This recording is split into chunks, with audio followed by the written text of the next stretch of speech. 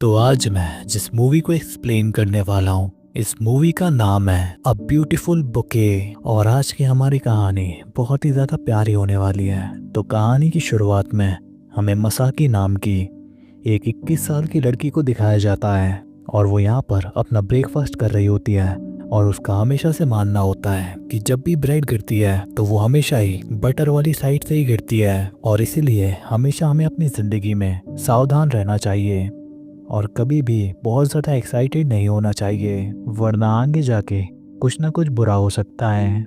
और आज मसाकी पास ही के मम्मी म्यूजियम में एक एग्जीबिशन को देखने के लिए काफ़ी एक्साइटेड होती है, लेकिन वो अपनी खुशी को अपने चेहरे और बॉडी से झलकने नहीं देती और वो अपने चेहरे से एकदम शांत होने का दिखावा करती है। अब एक दिन मसाकी को एक कोजी नाम का लड़का रास्ते में मिलता है और कोजी के साथ मसाकी एक बार पहले डेट पे भी जा चुकी थी। और यहाँ पर कोजी मसाकी से बातचीत करने के लिए उसे एक रेस्टोरेंट में लेके जाता है और मसाकी यहाँ पर काफ़ी ज़्यादा खुश होती है, लेकिन वो कोजी के सामने अपने आप को शांत दिखाती है और इसी वजह से वो कोजी से ज़्यादा बातचीत भी नहीं करती। लेकिन तभी वहाँ पर एक दूसरी लड़की आकर कोजी को देखकर काफ़ी ज़्यादा खुश हो जाती है। अब ये देखकर कोजी उस लड़की के साथ चला जाता है और फिर यहाँ पर मसाकी को उसकी मॉम का मैसेज आता है कि घर आते वक्त याद से टॉयलेट पेपर ले आना। अब इसके बाद मसाकी उन टॉयलेट पेपर को खरीदने जाती है और रास्ते में वो सोच रही होती है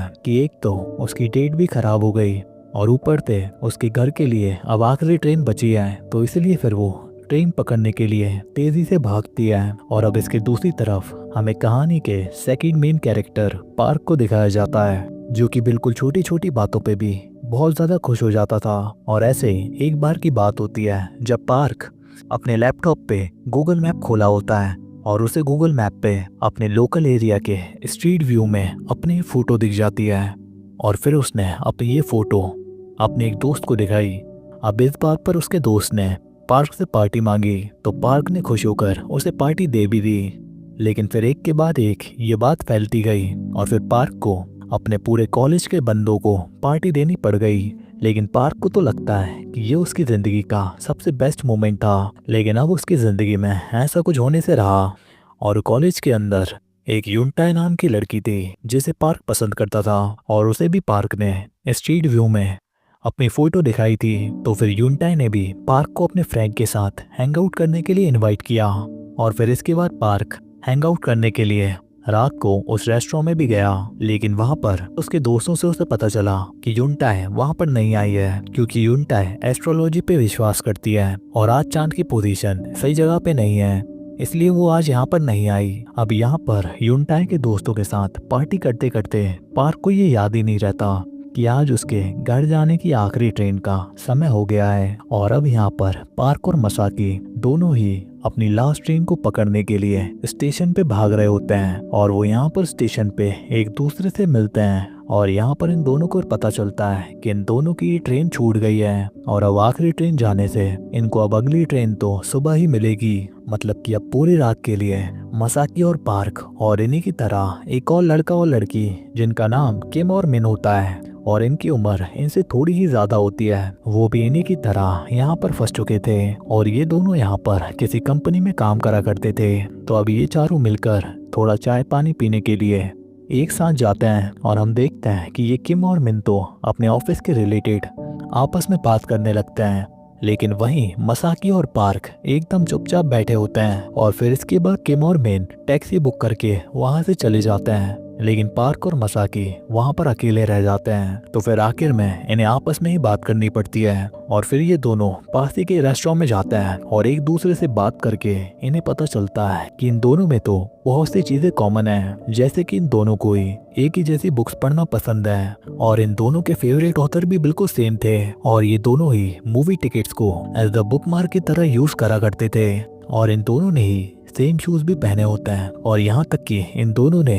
एक सेम शो के टिकट भी खरीद रखे होते हैं। लेकिन कोइंसिडेंस तो देखो कि ये दोनों ही उस शो में जाना भूल गए और फिर यहाँ पर ये दोनों सोचते हैं कि अगर शायद हम उस शो में गए होते तो वहाँ भी हमारी मुलाकात हो जाती। और यहाँ पर पार्क और मसाकी की दोनों की हर चीज मैच कर रही होती है और ये बिल्कुल भी कोई कोइंसिडेंस नहीं होता। अब इसके बाद यहाँ पर मसाकी को वॉशरूम जाना था तो वो चली जाती है। तो वहीं पर यहाँ पर युनटाए अपने दोस्तों के साथ उसी रेस्टोरेंट में आ जाती है और यहीं पर हमारा पार्क भी बैठा होता है। तो अब पार्क को देखकर युनटाए उसे भी ज्वाइन करने को कहती है। और वहीं यहाँ पे जब मसाकी वापस आती है तो वो यहाँ पर पार्क को जब किसी और लड़की के साथ देखती है तो वो अपना सारा सामान उठाकर कहती है कि पास ही में मेरी यहाँ पे एक फ्रेंड है और उसने आज मुझे अपने साथ रुकने को कहा है, तो इसलिए फिर मैं आज वहां पर जा रही हूँ। अब यहाँ पर पार्क मसाकी को रोकना चाहता था और वो उसे रोकने ही जा रहा होता है, पर युनटाए उसे बात करने के लिए बुला लेती है। लेकिन फिर थोड़ी देर बाद पार्क मसाकी के पीछे दौड़ते हुए आता है और मसाकी के हाथ से टॉयलेट पेपर का बैग अपने हाथों में ले लेता है, जो कि वो काफी हैवी था। और फिर वो मसाकी से कहने लगता है कि देखो, मुझे पता है कि यहाँ पर तुम्हारी कोई फ्रेंड नहीं रहती, और अगर मैं तुम्हारी जगह होता तो मैं भी बिल्कुल वही करता जो कि तुमने वहां पर किया, और हम दोनों बिल्कुल एक जैसे हैं, तो मुझसे झूठ बोलकर कोई फायदा नहीं है। तो अब जल्दी से बताओ कि आगे तुम क्या करना चाहती हो। तब यहाँ पर मसाकी उससे कहती है कि वो कैरियोके नाइट एंजॉय करना चाहती है। तो फिर यहाँ पर पार्क उसे कैरियोके क्लब में ले जाता है और वहाँ पर ये दोनों ही जी भर के गाते हैं और फिर बियर कैन से बियर पीते हुए बातें करते हैं। और इसके बाद ये दोनों ही पैदल पैदल पार्क के घर आ जाते हैं। और यहाँ पर मसाकी पार्क का बुक कलेक्शन देखकर काफी हैरान रह जाती है, क्योंकि बिल्कुल यही बुक्स मसाकी के बुक शेल्फ में भी थी। और इसके बाद फिर ये दोनों एक साथ बैठकर अपनी फेवरेट मूवी एंजॉय करते हैं। और यहाँ पर मसाकी मूवी देखते देखते ही सो जाती है। और फिर अगली सुबह पार्क मसाकी को उसके घर की बस में चढ़ा देता है। और फिर जाते जाते मसाकी पार्क से कहती है कि मैं कुछ दिनों में मम्मी एग्जीबिशन के लिए म्यूजियम में जाने वाली हूँ, और अगर तुम बुरा ना मानो तो मैं तुम्हारे साथ चलना चाहूंगी। अब यहाँ पर पार्क उसे हाँ तो कह देता है, लेकिन दिक्कत की बात यह हो गई थी कि मसाकी का एक टॉयलेट रोल का बंडल पार्क के पास ही रह गया था। अब इसके बाद दोनों घर आकर एक दूसरे को ही मिस करने लगते हैं। और फिर जब तक ये दोनों एक दूसरे से नहीं मिलते, ये दोनों एक दूसरे को काफी मिस करते हैं। और फिर इसके कुछ दिनों बाद ये दोनों ही एक दूसरे से मम्मी एग्जीबिशन में मिलते हैं। और फिर म्यूजियम से आने के बाद ये दोनों ही एक रेस्टोरेंट में जाके ढेर सारी बातें करते हैं। और आज फिर इन्हें बातों ही बातों में ये पता नहीं चलता कि कब इनके आखिरी ट्रेन का समय हो गया। लेकिन आज ये जैसे तैसे भागते हुए ट्रेन पकड़ लेते हैं। अब ट्रेन में नजदीक खड़े होने की वजह से दोनों को ही एक दूसरे के लिए अट्रैक्शन फील होने लगता है। और यहाँ पर जापान में ये कहा जाता है कि अगर आपने साथ में 3 बार खाना पीना कर लिया बिना अपनी फीलिंग को कन्फेस किए, तो दोनों ही अपनी जिंदगी भर फ्रेंड से ज्यादा कुछ नहीं बन सकते। और ये भी कहा जाता है कि जब आप एक दूसरे से दूर हो लेकिन फिर भी आप एक दूसरे के बारे में ही सोच रहे हो, तो उससे पता चलता है कि आप उस पर्सन से कितना प्यार करते हैं। इसलिए फिर ये दोनों ही एक दूसरे के बारे में सोचते हुए ये डिसाइड करते हैं कि अगली बार जब ये मिलेंगे तो वो अपनी फीलिंग्स एक दूसरे को कन्फेस कर देंगे। अब अगली बार ये दोनों गैस टैंक देखने के लिए साथ में जाते हैं और पूरा दिन साथ में बहुत ही अच्छे से बिताते हैं, और बिना ही एक दूसरे को प्रपोज किए एक दूसरे के काफी पास हो जाते हैं। और फिर इस तरीके से इन दोनों का रिलेशनशिप स्टार्ट हो जाता है। और फिर अगली बार ये दोनों साथ में आर्ट म्यूजियम जाते हैं, और अब कुछ महीनों बाद तो ये काफी ज्यादा क्लोज हो जाते हैं। और अब मसाकी भी पार्क के घर पर लगातार 3 दिनों तक रुक जाती है। और इस दौरान दोनों ही अपने कॉलेज बंक कर रहे होते हैं, और ये दोनों ही बिल्कुल एक नए नवेले कपल की तरह रूम से बाहर ही नहीं निकलते थे, बस सारा समय एक दूसरे के साथ ही एंजॉय करते थे। अब 3 दिनों के बाद जब इनके फ्रिज में खाने को कुछ नहीं बचता, तो फिर इन्हें अपने पास के कैफे से कुछ खाने के लिए लाना पड़ता है। जिसके बाद मसाकी अपने घर जाती है क्योंकि उसे कुछ जरूरी काम था। और फिर अकेले में मसाकी इंटरनेट पे वो व्लॉग्स पढ़ना शुरू करती है, जिसमें ब्लॉगर ने अपनी लव लाइफ के ऊपर लिखा होता है। और यहाँ पर वो ब्लॉगर सालों से इंटरनेट पे अपनी लव लाइफ लिखते आ रही होती है, पर अब उसका ब्रेकअप हो चुका था। और ब्लॉगर ने लिखा होता है कि चाहे कितना भी खूबसूरत रिश्ता क्यों ना हो, लेकिन एक वक्त के बाद वो खत्म हो ही जाता है। अब ये बात पढ़कर मसाकी को काफी अफेक्ट होता है, और यहाँ पर उसके मन में भी ये चलने लगता है कि क्या उसका भी रिश्ता पार्क से ऐसे ही खत्म हो जाएगा। और ये सोच कर वो काफी दिनों तक परेशान रहती है। पर फिर यहाँ पर मसाकी अपने आप को समझाती है कि नहीं, उसका रिश्ता तो अलग है और अगर इस खूबसूरत से रिश्ते को खत्म भी होना है तो मैं कम से कम इसे पूरी तरीके से एंजॉय तो कर सकती हूँ। और अब देखते ही देखते इन दोनों का कॉलेज कंप्लीट हो जाता है और अब इसके बाद बारी आती है इन दोनों के ही काम पे लगने की। और यहाँ पर मसाकी एक जगह पर इंटरव्यू के लिए जाती है, पर वहाँ पर उसे रिजेक्ट कर दिया गया, जिसकी वजह से उसे काफी बुरा फील हुआ। और अब इंटरव्यू से वापस आते समय उसने पार्क को फोन किया और पार्क को उसकी आवाज सुन के रियलाइज हुआ कि वो रो रही है, तो इसलिए फिर वो तुरंत ही भागकर स्टेशन चला गया और फिर वो उसे वहां से अपने रूम पर ले आता है। और यहाँ पर मसाकी पार्क को बताती है कि कैसे उसके पेरेंट्स कॉलेज के बाद उसे जॉब न मिलने की वजह से उसे कितने ताने देते हैं। तो इस पर यहाँ पर पार्क उससे कहता है तो क्यों ना तुम मेरे साथ रहो। अब यहाँ पर पहले पार्क 1 रूम अपार्टमेंट में रहता था, पर जब लिव इन में रहने की बात आती है तो वो एक अपार्टमेंट रेंट पे ले लेता है। और ये नया अपार्टमेंट काफी बड़ा और खूबसूरत था और साथ ही में ये स्टेशन से बस 30 मिनट की दूरी पे था। और ये दोनों ही अपने इस अपार्टमेंट को अपने हाथों से डेकोरेट करते हैं और यहाँ पर पार्क अपने हाथों से डिजाइन बनाने में काफी होनहार था और वो यहाँ पर वेबसाइट्स पे इलस्ट्रेशन का काम करना शुरू कर देता है, पर उसके इलस्ट्रेशन बनाने के उसे 1000 येन ही मिलने वाले थे। और वहीं यहाँ पर मसाकी एक आइसक्रीम पार्लर में काम करना शुरू कर देती है और हर रोज जब मसाकी काम से वापस लौटती है तो पार्क उसका स्टेशन पे इंतजार करता है और स्टेशन से फिर वो दोनों ही साथ ही में घर जाते थे। और ये 30 मिनट का रोमांटिक वॉक दोनों को ही काफी पसंद आता है। और फिर कुछ दिनों बाद क्रिसमस आ जाता है, जिसमें ये दोनों ही एक दूसरे को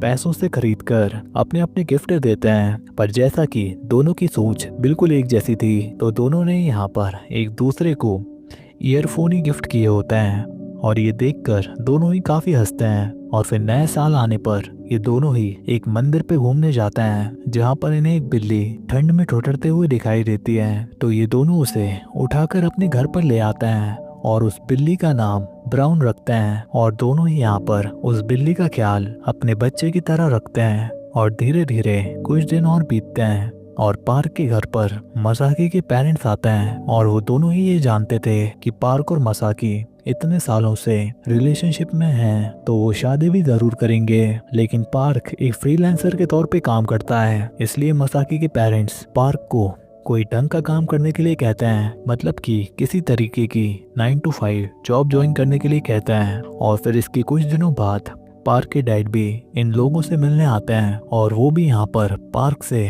कुछ ढंग का काम करने के लिए कहते हैं। पर पार्क जब उन्हें अपना इलस्ट्रेशन वर्क दिखाता है तो वो पार्क से कहते हैं कि ये ठीक है, तुम ये काम कर लो, पर अब मुझसे अपना जेब खर्च मत मांगना। और वहीं जो पार्क का क्लाइंट होता है, जो कि पार्क से वेबसाइट पे इलस्ट्रेशन बनवाता था, वो यहाँ पर पार्क से 1000 येन में अब 3 इलस्ट्रेशन को बनाने को कह रहा था, जिसके लिए पार्क बिल्कुल मना कर देता है। जिसके बाद सामने से रिप्लाई आता है कि कोई नहीं, हम और डिजाइनर्स को ढूंढ लेंगे। जिससे यहाँ पर पार्क काफी उदास हो जाता है और वो रात में मसाकी से कहता है कि अब मैं भी जॉब ढूंढना शुरू करता हूँ। जिससे कि यहाँ पर मसाकी को लगता है ये जरूर मेरे फैमिली के दबाव की वजह से ये कह रहा है, लेकिन पार्क मसाकी को ये क्लियर करता है कि ऐसी बात नहीं है और वो समझाता है कि हमारे आसपास के लोग काफी ग्रो कर रहे हैं, तो इसलिए फिर मैं भी कुछ नया करना चाहता हूँ और मैं अपने जॉब के साथ अपना इलस्ट्रेशन वर्क कंप्लीट कर सकता हूँ। और फिर अगले दिन पार्क बढ़िया सूट टाई पहनकर निकल जाता है जॉब की तलाश में, पर काफी इंटरव्यू देने के बाद भी उसे निराशा ही हाथ लगती है और अब इसी तरीके से नौकरी की तलाश में काफी अच्छा खासा वक्त निकल जाता है। और इस बात का अंदाजा हम इससे लगा सकते हैं कि इस बीच मसाकी का बुक कीपिंग का कोर्स कंप्लीट हो गया और उसकी बुक कीपिंग की जॉब भी लग गई। और अब इसी तरीके से 1 साल बीत जाता है और यहाँ पर मसाकी अपनी जॉब स्विच कर लेती है एक हॉस्पिटल में, जहाँ पर वो एक रिसेप्शनिस्ट के तौर पर वर्क कर रही होती है। और अब तब जाकर पार्क की एक ई-कॉमर्स कंपनी में जॉब लगती है और उसकी ये कंपनी अभी न्यू थी, तो जाहिर सी बात थी कि उसकी कंपनी में ग्रो करने के लिए एम्प्लॉय को कम पैसों में ज्यादा से ज्यादा मेहनत करनी होगी। अब यहाँ पर पार्क को जॉब मिलने से मसाकी को काफी खुशी होती है, क्योंकि वो इतने समय से पार्क की मेहनत को देख रही थी कि कैसे वो इतने समय से एक जॉब ढूंढने की जी तोड़ कोशिश कर रहा था। और अब इनके रिलेशनशिप को 2 साल हो चुके थे और यहाँ पर पार्क मसाकी से कहता है कि जैसे हमारे 2 साल हंसते गाते निकले हैं, वैसे ही हमारी पूरी जिंदगी ऐसे ही हंसते गाते निकल जाएगी।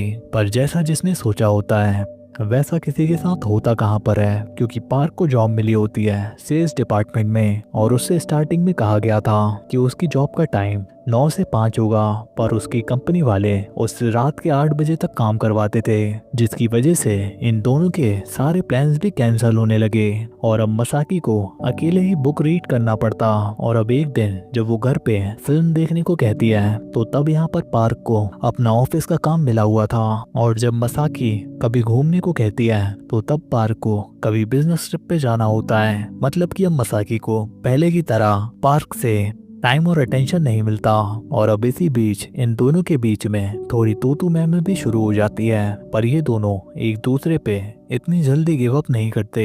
और अब क्रिसमस वाले दिन जब पूरे देश में एक नेशनल हॉलिडे होती है तब यहाँ पर पार्क मसाकी को एक फिल्म दिखाने के लिए ले जाता है, पर वहाँ पर भी पार्क एक बोरिंग इंसान की तरह वहाँ पर फिल्म देख रहा होता है, जैसे कि उसके अंदर से सारी एक्साइटमेंट ही खत्म हो गई हो। और अब कुछ दिनों के बाद अचानक से बेड पर सोते समय पार्क मसाकी से कहता है कि अब हमें शादी कर लेनी चाहिए, जिस पे मसाकी कोई प्रॉपर जवाब नहीं देती, जिससे पार्क मन ही मन सोचता है कि अब इसे आखिर और कितना समय चाहिए। हमारी रिलेशनशिप को तो अब लगभग 3 साल हो चुके हैं, और वहीं यहाँ पर मसाकी सोच रही होती है कि आखिर ये है कैसा, 3 महीनों से ये मेरे बिल्कुल करीब नहीं आया और इसे अब मेरे से शादी करनी है। और अब इसके बाद सीन थोड़े दिनों बाद शिफ्ट होता है और पार्क की कंपनी में एक हादसा हुआ होता है, जहाँ पर उसकी कंपनी का एक ट्रक ड्राइवर नींद में नदी में गिर गया होता है। अब ऑफिस जाते ही ये न्यूज़ सुनकर पार्क डिस्टर्ब हो जाता है। वहीं यहाँ पे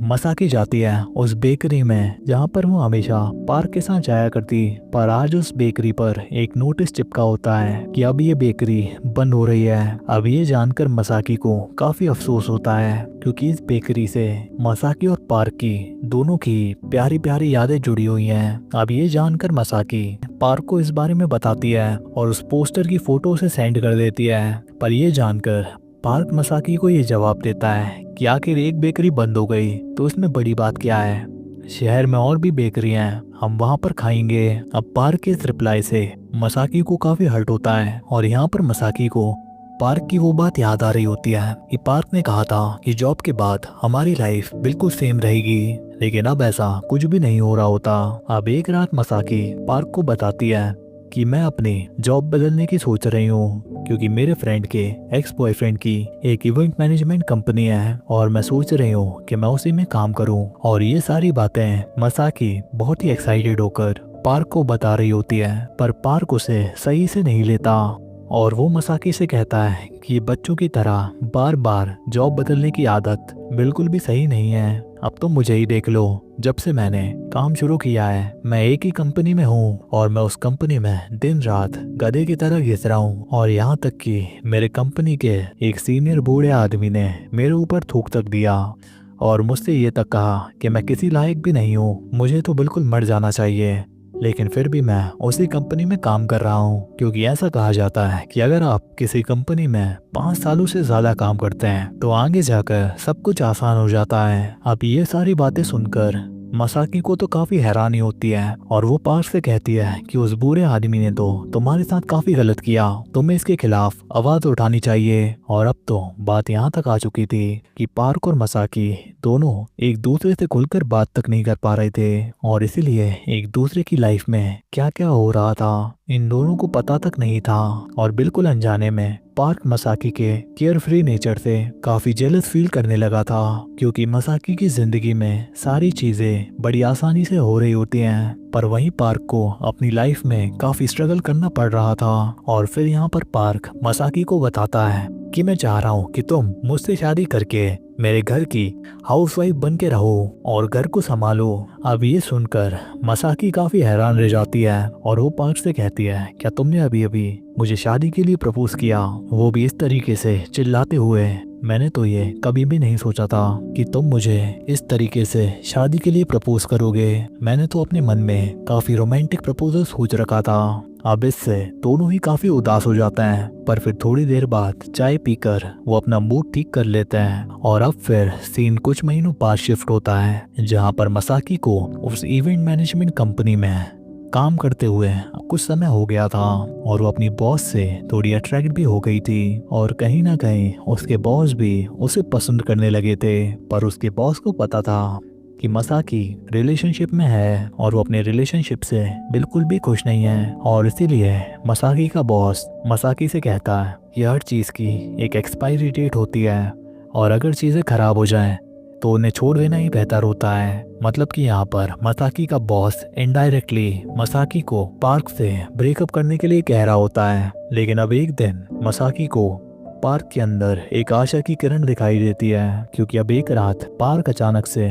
मसाकी के करीब आने लगता है। पर कुछ महीने बीतते हैं और इनके रिलेशनशिप का वापस से वैसा ही हाल हो जाता है और फिर कुछ दिनों बाद इन दोनों के ही एक कॉमन फ्रेंड की मौत हो जाती है और ये दोनों ही उसकी फ्यूनरल पे भी जाते हैं और वहाँ से पार्क की नजदीकियां अपने उस दोस्त की गर्लफ्रेंड से थोड़ी बढ़ जाती हैं और दोनों ही काफी बातचीत करने लगते हैं और पार्क उसे भी अपने रिलेशनशिप के प्रॉब्लम के बारे में बताता है और यहाँ पर वो लड़की भी पार्क को ब्रेकअप का ही सुझाव देती है। और फिर इसके बाद सीन शिफ्ट होता है पार्क और मसाकी के एक कॉमन फ्रेंड की शादी पे, जहाँ पर मसाकी और पार्क अपने अपने फ्रेंड से अपने रिलेशनशिप के बारे में अलग अलग बात कर रहे होते हैं। और पार्क यहाँ पर कह रहा होता है कि अब मैं इस रिलेशनशिप में नहीं रहना चाहता, क्योंकि पहले हमारी छोटी छोटी बात को लेकर भी लड़ाइयाँ हो जाती थी, लेकिन अब तो जैसे कि उसे फर्क पड़ना ही बंद हो गया हो। पर अब ये कुछ महीनों का रिलेशनशिप हो तो आदमी जाके बोल भी दे, पर अब तो हमारे रिश्ते को लगभग 5 साल हो चुके हैं। अब मैं कहूँ भी तो क्या कहूँ, पर अब मैं सोच रहा हूँ कि और देर करके कोई फायदा नहीं। और अब शादी की रस्म वगैरह खत्म करने के बाद दोनों ही एक मेले में जाते हैं और दोनों ही पहले तो यहाँ पर एक दूसरे से इधर उधर की ही बातें करते हैं और फिर ये दोनों ही जाते हैं उसी रेस्टोरेंट में जहाँ पर ये पहले अक्सर जाया करते थे और यहाँ पर ये अपनी पुरानी फोटोज को देखकर अपनी यादें ताज़ा करते हैं। पर इन दोनों के ही दिल में होता है कि आज तो इन्हें ब्रेकअप ही करना है। पर शुरुआत में दोनों ही खुलकर कुछ भी नहीं कह पा रहे होते। जैसे रिलेशनशिप शुरू करते समय भी ये कुछ नहीं कह पा रहे होते, वैसे ही ब्रेकअप के समय भी ये कुछ भी नहीं कह पा रहे होते। पर क्योंकि ये दोनों ही बिल्कुल एक जैसे थे तो ये दोनों ही एक दूसरे की फीलिंग को समझ पा रहे थे, तो इसलिए फिर मसाकी ही हिम्मत करके कहती है कि मैं बस हमारे रिलेशनशिप की अच्छी बातें ही याद रखूंगी और मैं चाहती हूँ कि तुम भी ऐसा ही करो। पर तभी यहाँ पर पार्क इमोशनल होकर अपना फैसला बदल लेता है और वो मसाकी से कहता है कि अब मैं ब्रेकअप नहीं करना चाहता और चलो ना हम शादी कर लेते हैं और एक बार हमारी फैमिली हो गई, हमारे बच्चे आ गए तो सब कुछ ठीक हो जाएगा। अब मसाकी भी पार्क के साथ बिताए हुए लम्हों को याद करके काफ़ी इमोशनल हो जाती है और फिर वो समझती है कि आज हमने अच्छा टाइम स्पेंड किया है, मुझे ऐसा ही लग रहा है, पर कल से वापस से वैसे ही सब कुछ शुरू हो जाएगा, इसलिए हमारा अलग होना ही बेहतर होगा।